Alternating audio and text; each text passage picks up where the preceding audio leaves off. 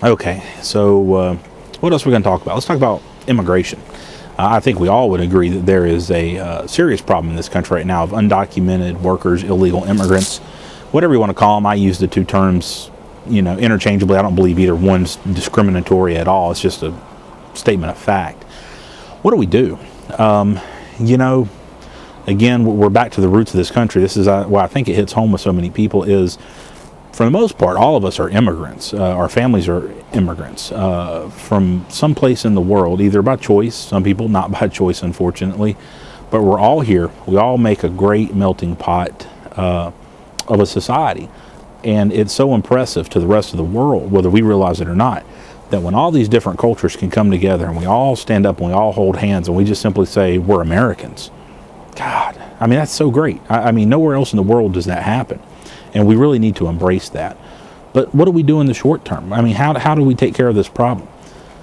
Folks, there are millions and tens of millions of illegal immigrants in this country.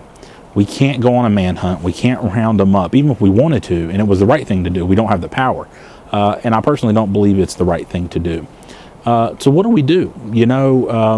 I'd love to say I came up with this idea, but it just made such sense to me when I heard it that I actually took it from Chuck Norris. If you guys don't ever listen to Chuck Norris's political opinions and how he feels about some of the issues, you probably should. It's a lot of common sense involved in it. Basically, it's like this. The people who are here, there's 3-stage process for them. You make them a temporary worker, then you make them for a couple of years, then you make them a resident alien for a few more years, and then after that they can apply for citizenship. And all of that time, they cannot break the law. They cannot be arrested. I mean, after all, they're coming here to be contributing members of society. And during that time, once you document them, they have to pay taxes. So I think a lot of issues with people being here illegally and using the system and entitlement programs that they're not paying into is unfair for us, and I would have to agree that that is unfair for us. So make them pay taxes, and then they're entitled to the same benefits or protections or entitlement programs that any of us as Americans are. Now, at the same time, if they want to be citizens, then I think it's incumbent on their part to show they can contribute to society and not take from society. And as part of that, in order for them to actually gain their citizenship, at some stage, for some period of time, they have to be completely off of any kind of public assistance, public entitlement programs, welfare, food stamps, whatever you want to call it, public housing, whatever it may be. They can't be on that. I mean, if you're coming here to make your life better and our country better, then prove it and give them the chance to prove it. Most of them are law-abiding people. As far as the border goes and people coming over and continuing to come over, folks, we had Ellis Island.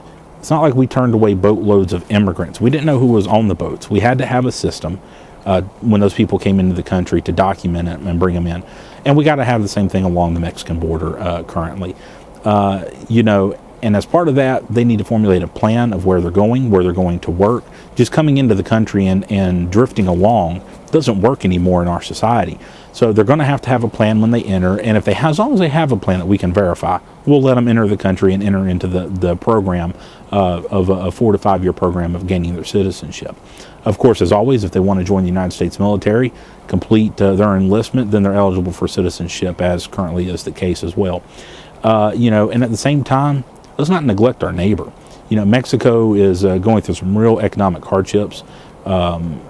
We got to help them out as well. So we got to give them some support so they can keep their workers, so they can drive their economy as well, and everybody benefits.